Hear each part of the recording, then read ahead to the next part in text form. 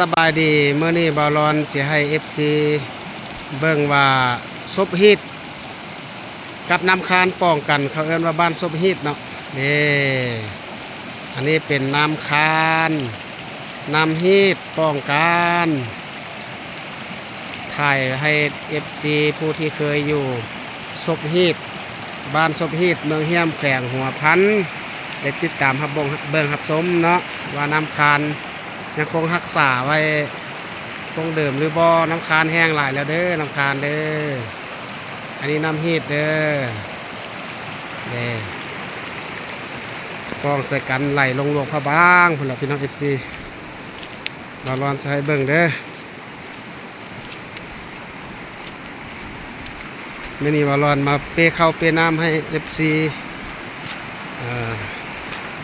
วันเด้สาวให้สาวนาสาวหัวสาวสวนกำลัง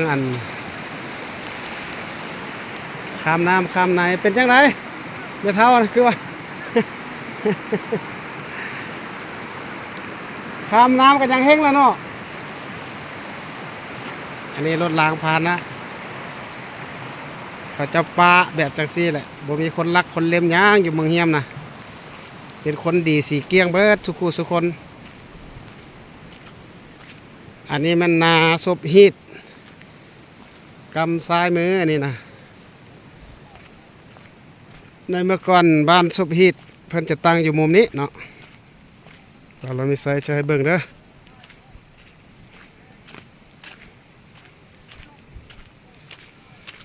บ้านทงบ้านนาบ้านป่าผาดอย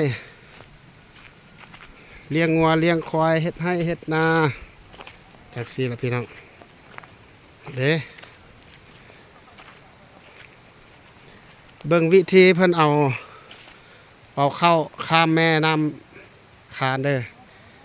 อันนี้แหละเป็นนาเขาเฮ็ดอยู่บ้านซุปฮีตตัวบ้านซุปฮีตเลยนี่น้ำฮีตเบื้องนั้นนะทางนี้ก็เป็นน้ำคานก็ให้เยอะนั่นนะ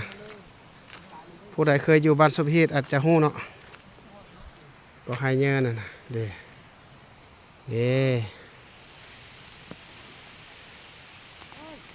วิธี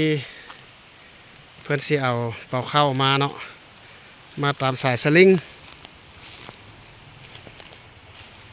เขาเอาน้ำมาตามสายสลิงประมาณนี้แหละคุณฝากเนยพอแล้วฝากเนยน้ำคานพอแล้ว FC ไก่ได้มาแล้วเด้อมาแล้วเด้อเป่าเข้ามาแล้วเด้อเป่าเข้ามาแล้วเด้อมาฮอดแล้วสะดวกสบายเนาะไอเดียของชาวบ้านพ่นโอ้คือว่าเห็นอัน ขี้พ่นมันออกแดสันเป็นอะไรโอ้คักหลายพี่น้องเอามาแต่ฝากเนยพอได้นี่